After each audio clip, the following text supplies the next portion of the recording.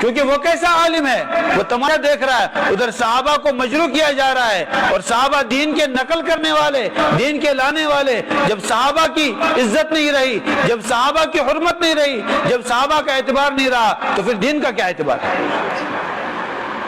یہ تمام مسلمانوں کو یہ بات ذہن میں رکھنی چاہیے۔ کسی بھی صحابی کے بارے میں یاد رکھو، جو بکواس کی گئی ہے تاریخ میں، وہ تاریخ کی کتابوں میں ہے، وہ کتابیں ہماری جوتے کی نوک پر ہیں، ان کو جلا دینا چاہیے ان کتابوں کو۔ کیوں؟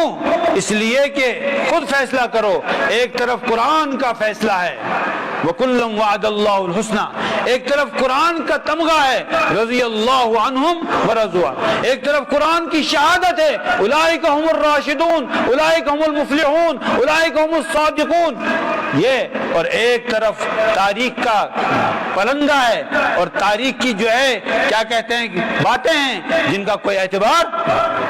بتاؤ ہم تاریخ کا اعتبار کریں گے یا قرآن و سنت کا اعتبار کریں گے؟ یہ فیصلہ کرنا ہے کہ نہیں کریں؟ کوئی کہے گا فلاں تاریخ میں، کہو اس تاریخ کو لے جا کر آگ میں جلا دو، اس تاریخ کی ہمیں کوئی ضرورت، جو قرآن سے ٹکرائے وہ تاریخ ہمیں ضرورت نہیں ہے، جو حدیث سے ٹکرائے اس تاریخ کا کوئی اعتبار۔ ایک بات میں آپ کو بتاتا ہوں محدثین کی، 5 لاکھ راویوں کے حالات جمع ہیں، کتنے بتاؤ بھائی؟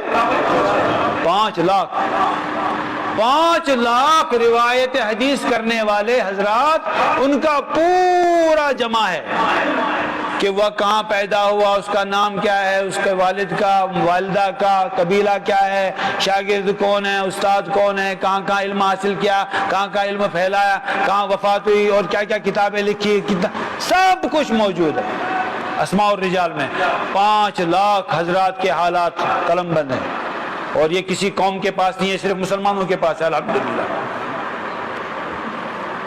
اچھا، وہاں پر محدثین کے یہاں پھر دوسرا مسئلہ ہے جرح و تعدیل۔ بعض کے بارے میں کہا یہ قابل اعتبار نہیں، بعض کے بارے میں کہا یہ بڑا نیک اور صالح تھا، اس کو جرح و تعدیل کہتے ہیں۔ کسی پر الزام لگا اور کسی کو بری قرار دیا گیا۔ لیکن دیکھو ان 5 لاکھ میں جو صحابہ کا طبقہ ہے، کسی کی ہمت نہیں محدث کی، عالم کی، اس نے کسی صحابی پر تذکرہ کیا ہو۔ یہ جرح و تعدیل کا مسئلہ ہے صحابہ سے نیچے۔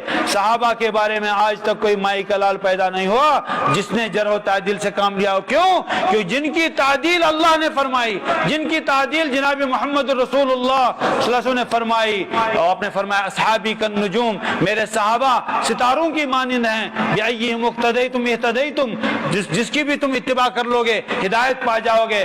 آپ نے فرمایا کہ جب تم دیکھو کوئی صحابہ کو برا کہہ رہا ہے تو کہو لعنت اللہ علی شرکم، تم میں جو بدتر ہو اس پر اللہ کی لعنت۔ ظاہر سی بات ہے جو صحابہ کے خلاف بھونک رہا ہے وہی ملعون ہے، اسی پر لعنت جائے گی۔ تو میرے بھائیو، صحابہ جو ہیں عدل والے ہیں، صحابہ جو ہیں ان کی تعدیل کی گئی ہے، صحابہ جو ہیں اعتبار والے ہیں، ان کو اللہ نے سند دے دی رضی اللہ عنہم۔ اس میں غور کیجئے ذرا، رضی اللہ عنہم، اللہ ان سے راضی ہو گئے، اللہ ان سے کیا ہو گئے؟ راضی، اور اللہ ان سے راضی، ورضوا عنہ، اور صحابہ اللہ سے راضی ہو گئے۔ ذرا غور کیجئے، اللہ کو کیا ضرورت ہے کوئی اس سے راضی ہو؟ اللہ تعالیٰ سے کوئی راضی نہ ہو تو اللہ کا کچھ بگڑے گا؟